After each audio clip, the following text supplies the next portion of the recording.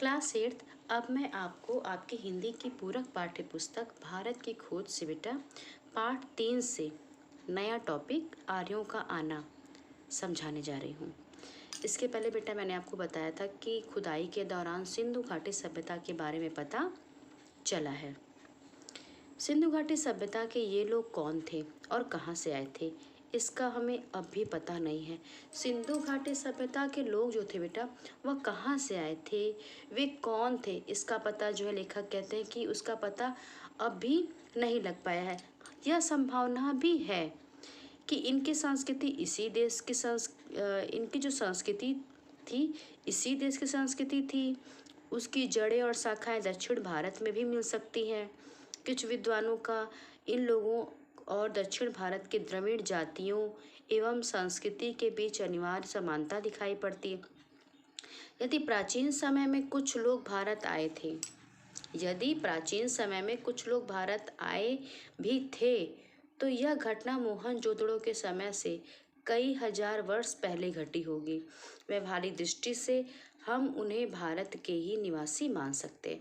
मतलब कि लेखक का कहना है कि जो आर्य आए थे, जो सिंधु घाटी सभ्यता के लोग थे, तो हम ये कह सकते हैं व्यवहारिक दृष्टि से कि वो भारत के ही लोग थे। वे भारत के ही लोग थे। वे कौन थे, कहाँ से आए थे, इसका तो निश्चित पता नहीं लगा है। इनकी जड़ें दक्षिण भारत में भी मिल सकती हैं। फिर द्रविड़ जातियाँ, जो दक्षिण भारत की जो बेटा द्रविड़ जातियाँ थीं, वो और संस्कृति के बीच में कुछ कुछ समानता दिखाई देती है। यदि प्राचीन समय में कुछ लोग भारत आए भी थे, अगर प्राचीन समय में, पहले के समय में, प्राचीन समय में अगर कुछ लोग भारत आए भी थे तो यह घटना मोहनजोदड़ो के समय से बहुत हजार साल पहले घटी होगी। तो कुल निचोड़ निकाल कर के व्यवहारिक दृष्टि से हम ये कह सकते हैं कि जो ये आर्य थे, जो सिंधु घाटी सभ्यता के लोग थे, वो भारत के ही निवासी हम मान सकते हैं कि वो भारत के ही निवासी थे। सिंधु घाटी सभ्यता के बारे में कुछ लोगों का कहना है कि उसका अंत अकस्मात किसी ऐसी दुर्घटना से हो गया जिसकी कोई व्याख्या नहीं मिलती। मतलब सिंधु घाटी सभ्यता कैसे जो है अकस्मात जो है, कुछ लोगों को कहना है कि उसका जो अंत है, सिंधु घाटी सभ्यता जो बेटा इतनी विकसित थी, जब ये अभी मैंने आपको पहले समझाया तो बताया था कि वो बहुत विकसित थी, लेकिन उसका अंत अचानक कैसे हो गया, ये एक दुर्घटना से भी हो सकता है कि सिंधु घाटी सभ्यता पूरी सभ्यता जो है उसका अंत हो गया अचानक किसी ऐसी दुर्घटना से हो गया। तो इसकी कोई व्याख्या नहीं मिलती है कि मतलब सिंधु घाटी सभ्यता अचानक ही मतलब उसका अंत हो गया, तो ऐसी कोई भी व्याख्या नहीं मिलती। सिंधु नदी अपनी भयंकर बाढ़ों के लिए प्रसिद्ध है। सिंधु नदी जो है उसमें भयंकर बाढ़ें आती हैं, अपनी बाढ़ों के लिए प्रसिद्ध है जो नगरों और गांवों को बहा ले जाती है।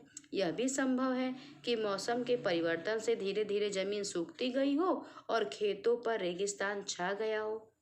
मोहनजोदड़ो के खंडहर अपने आप में इस बात का प्रमाण है कि बालू की तह पर तह जमती गई, जिससे शहर की जमीन की सतह ऊंची उठती गई और नगर वासियों को मजबूर होकर पुरानी नींवों पर ऊंचाई पर मकान बनाने पड़े।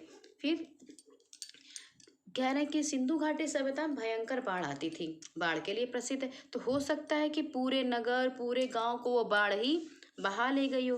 फिर ये भी हो सकता है कि मौसम का परिवर्तन हुआ हो और जो जमीन हो पूरी सूख गई हो और जो खेत है वो रेगिस्तान में बदल गए हों। मोहनजोदड़ो के जो भी खंडहर मिले हैं बेटा, उन खंडहरों को देखकर ये पता लग जाता है कि बालू जो थी, बालू की तह पर तह जमती चली गई, जिससे क्या हुआ, जिससे कि जो शहर की जमीन थी तह पर तह होने से वो ऊंची हो गई। जो जमीन की शहर की जो जमीन थी उसकी सतह ऊंची हो गई और नगर वासियों को बेटा मजबूर होकर पुरानी नींवों पर ही ऊंचाई पर मकान बनाने पड़े। मतलब कि मोहनजोदड़ो सभ्यता के बारे में बेटा, उसके अंत के बारे में बहुत सारे विकल्प, बहुत सारी बातें हैं। खुदाई में निकले कुछ मकान 2 या 3 मंजिले जान पड़ते हैं। वे इस बात का सबूत है कि सतह के ऊंचे उठने के कारण समय समय पर उनकी दीवारें भी ऊंची उठाई गईं। हम जानते हैं कि सिंध का सूबा पुराने समय में बहुत समृद्ध और उपजाऊ था, पर मध्य युग के बाद वह ज्यादातर रेगिस्तान रह गया। मतलब कि सिंधु नदी में बाढ़ आती है, हो सकता है कि पूरे गांव पूरे नगर को बहा ले गई हो, या मौसम बदल गया हो और जमीन सूख गई और जो खेत थे वो रेगिस्तान बन गए, खेत रेगिस्तान बन गए। मोहनजोदड़ो के खंडहर में जो भी प्रमाण मिला है तो उससे ये पता चलता है कि बालू की तह पर तह बनी, जिससे जो है मकान क्या हो गया, ऊंचाई पर बन गए। और खुदाई में जो मकान मिले वो 2 या 3 मंजिलों के थे, तो जो इस बात का सबूत देते हैं कि सतह से ऊंचे उठने के कारण समय समय पर इनकी जो दीवारें थी वो भी ऊंची ऊंची उठाई गई।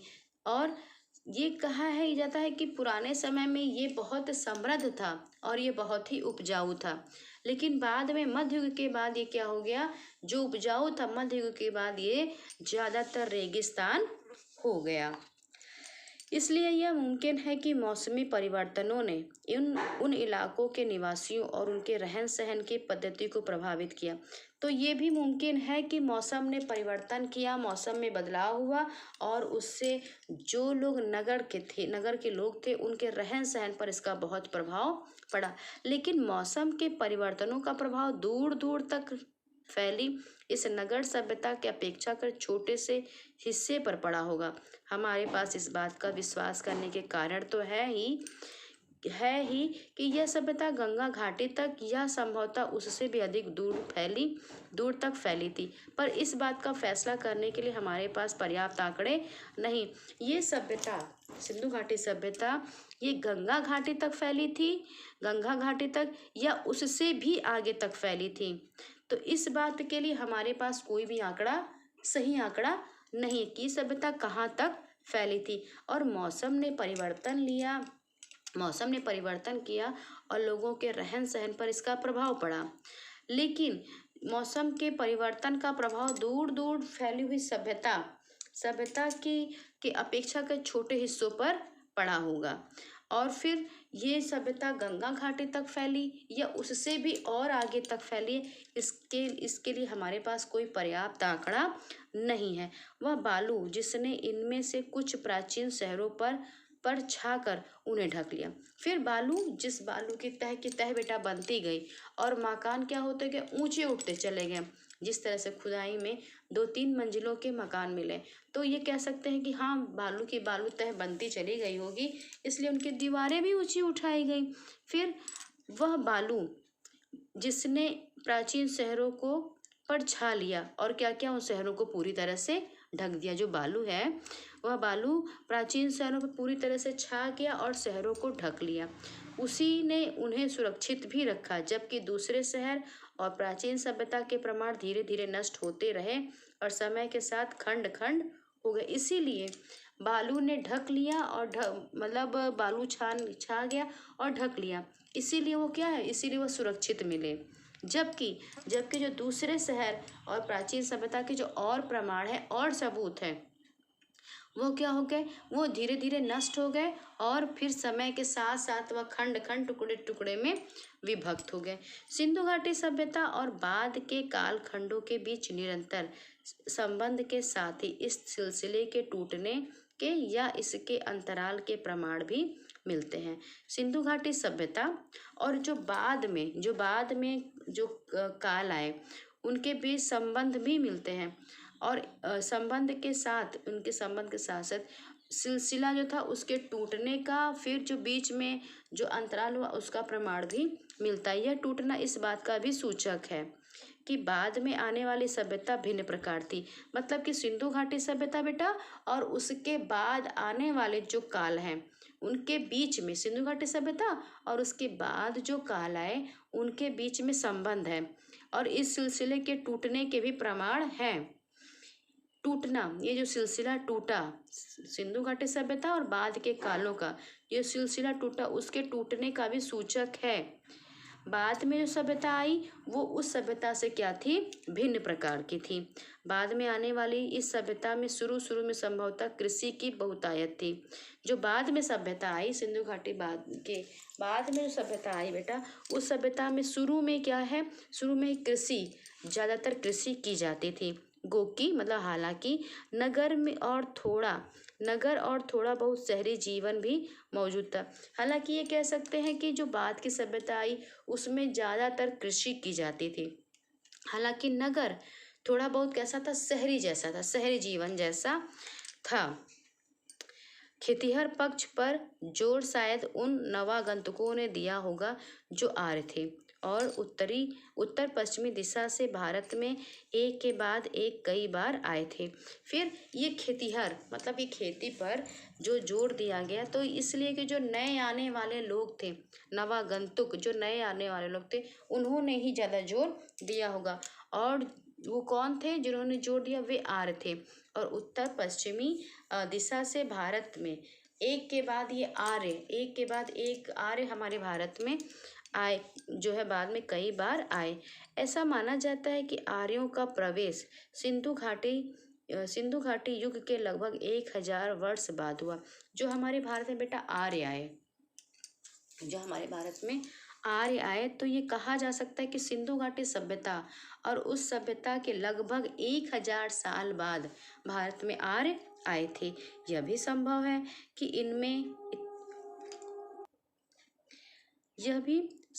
कि इनमें इतना बड़ा समय का अंतर ना रहा हो और पश्चिमोत्तर दिशा से भारत में ये कबीले और जातियां समय समय पर आती रही हूँ। सिंधु घाटी सभ्यता में आर्यों का आना बेटा सिंधु घाटी सभ्यता के लगभग 1000 साल के बाद का है। हो सकता है इतना बड़ा अंतर ना रहा हो। पश्चिम दिशा से भारत में ये कबीले और जातियां समय समय पर आई, मतलब कि कई जातियां हमारे भारत में समय समय पर आती रहीं और क्या हो गई, आई और आके भारत में ही रह गई। मतलब कई जातियां हमारे भारत में, कई कबीले आए और समय समय पे आते रहे और आ करके फिर भारत में ही रह गए, भारत में ही क्या हो गए, जज्ब हो गए। सबसे पहला बड़ा सांस्कृतिक समन्वय और मेल जोल बाहर से आने वाले आर्यों और उन द्रविड़ जातियों के लोगों के बीच हुआ। मतलब सबसे जो पहला जो बेटा समन्वय और मेल जोल था वो किससे था, वह था आर्यों से और द्रविड़ जातियों के बीच में। सिंधु घाटी सभ्यता के प्रतिनिधि थे। इसी समन्वय और मेलजोल से भारतीय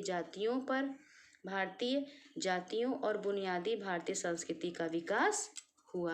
मतलब कि आर्यों का आना, तो ये कहा जा सकता है कि सिंधु घाटी सभ्यता के बाद लगभग 1000 साल बाद बेटा आर्य हमारे भारत में जो है आए। लेकिन इतना बड़ा अंतर है, इतना बड़ा मतलब अंतर ना रहा हो सकता है कि इतना बड़ा समय का जो समय 1000 साल बाद, हो सकता है इतना लंबा समय का अंतर ना रहा हो। पश्चिम दिशा से हमारे भारत में कबीले और जातियां आई। जब ये जातियां आई तो ये जातियां बेटा आई और भारत में ही आकर रह गई और वहीं पर जज्ब हो गई। फिर जो सबसे पहला समन्वय और मेलजोल दिखता है भारतीय ये सभ्यता से, जो पहला सबसे बड़ा मेलजोल दिखता है वह बाहर से आने वाले कौन थे, बाहर से आने वाले आर्य और द्रविड़ के बीच से मेलजोल हुआ। मतलब कि सबसे पहले जो मेलजोल और समन्वय था बाहर से आने वालों में, तो बाहर से आने वालों में थे आर्य और द्रविड़।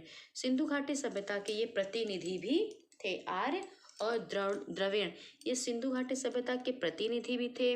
और इसी मेलजोल के ही कारण जो है भारतीय जातियों और बुनियादी भारतीय संस्कृति का विकास भी हुआ था, जिनमें दोनों सभ्यताओं के, सिंधु घाटी सभ्यता दोनों सभ्यताओं के, मतलब कि बाद में आने वाली सभ्यता और सिंधु घाटी सभ्यता, दोनों सभ्यताओं के जो तत्व बेटा साफ साफ दिखाई पड़ते हैं। बाद के युगों में और बहुत सी जातियां, जैसे सबसे पहले आर्य और द्रविड़ आए, बाद में हमारे भारत में और भी जातियां आईं और सबने अपना अपना प्रभाव डाला। और जब आई जातियां हमारे भारत में प्रवेश की तो करने के बाद सभी जातियों ने अपना अपना प्रभाव डाला और फिर हमारे ही भारत में आए, हमारे ही भारत में जज्ब हो गई ये जातियाँ और फिर हमारे ही भारत में यहीं घुल मिलकर यहीं के यहीं रह गए। प्राचीनतम अभिलेख, धर्म ग्रंथ और पुराण। अब अगला विषय है बेटा प्राचीनतम अभिलेख, धर्म ग्रंथ और पुराण।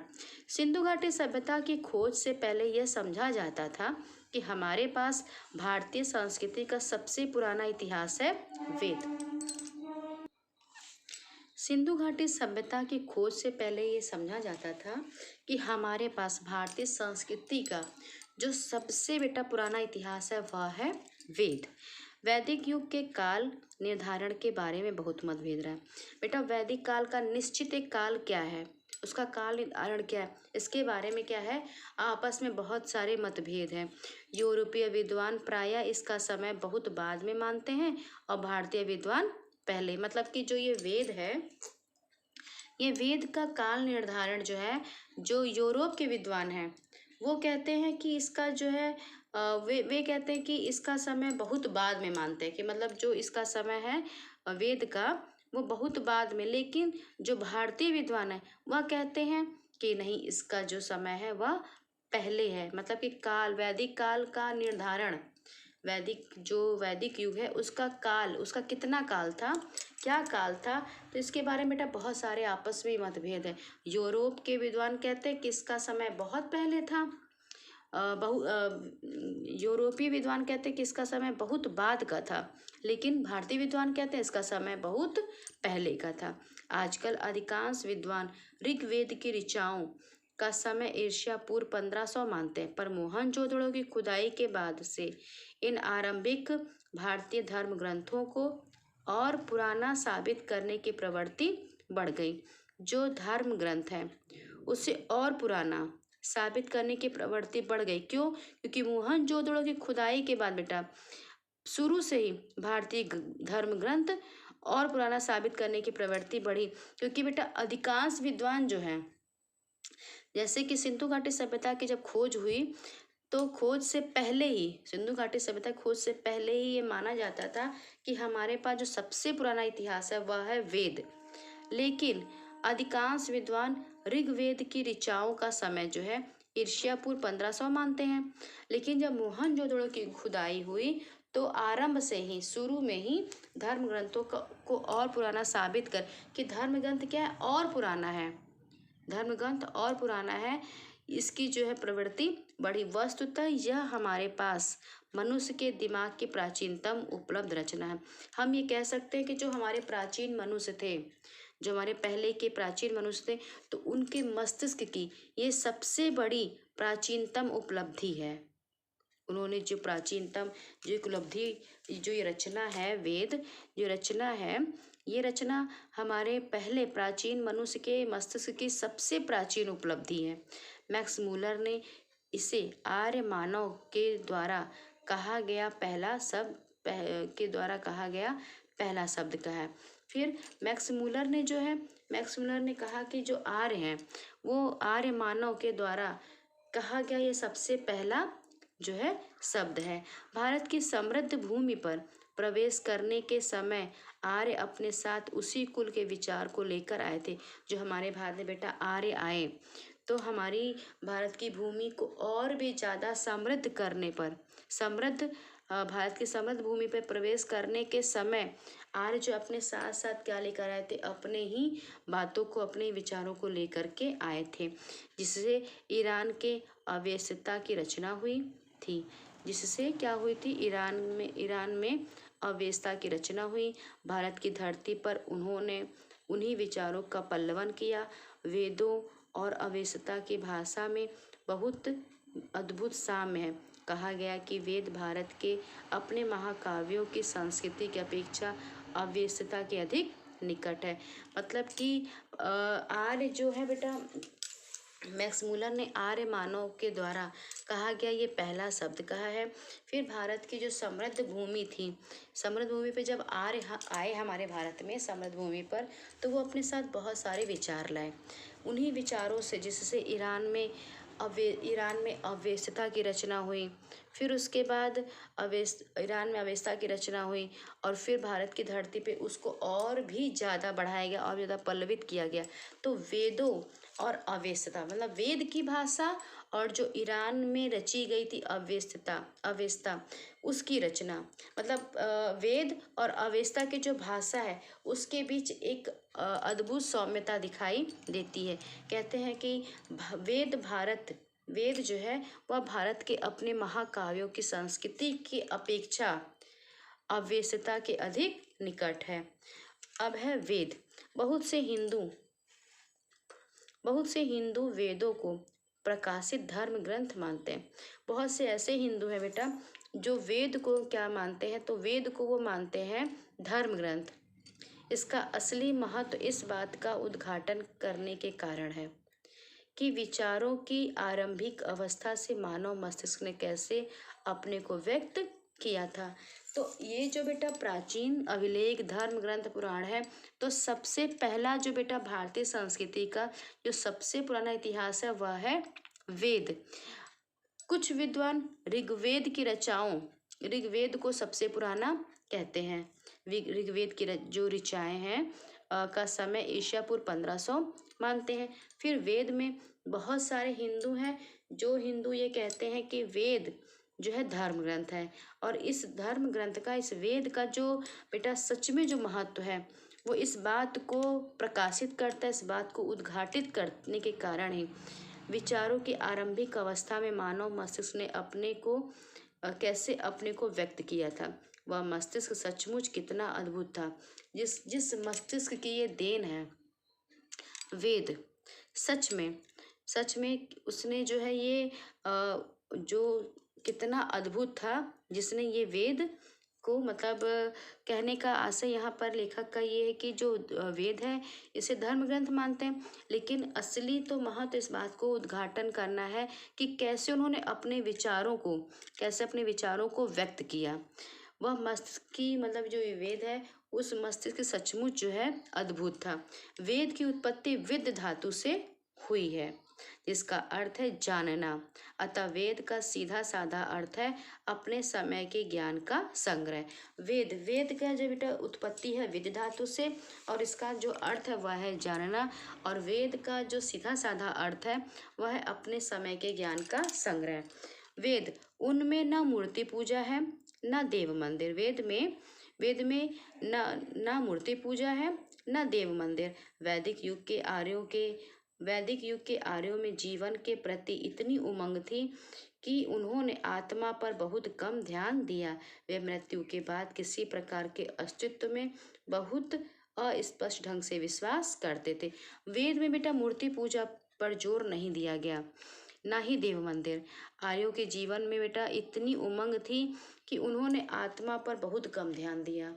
जो आर्य थे, आर्यों के जीवन में इतनी उमंगे थी कि उन्होंने बेटा आत्मा पे बहुत कम ध्यान दिया, और मृत्यु के बाद, मर जाने के बाद भी कोई अस्तित्व है इस पे बहुत अस्पष्ट ढंग से विश्वास वह नहीं करते थे। मतलब वेद में जो है मूर्ति पूजा देव मंदिर नहीं है। साथ ही साथ जो आर्य थे उनके जीवन में इतनी उमंग थी कि उन्होंने आत्मा पर भी बहुत कम ध्यान दिया। मृत्यु के बाद कोई अस्तित्व है इस बात पे भी वो विश्वास नहीं करते थे। क्लास 8 आज बेटा आप वेद तक पढ़ेंगे, और आज आप प्राचीनतम अभिलेख धर्म ग्रंथ पुराण वेद और साथ ही साथ आर्यों का आना, इस विषय पर बेटा आप बहुत ध्यान से फिर से पढ़ेंगे।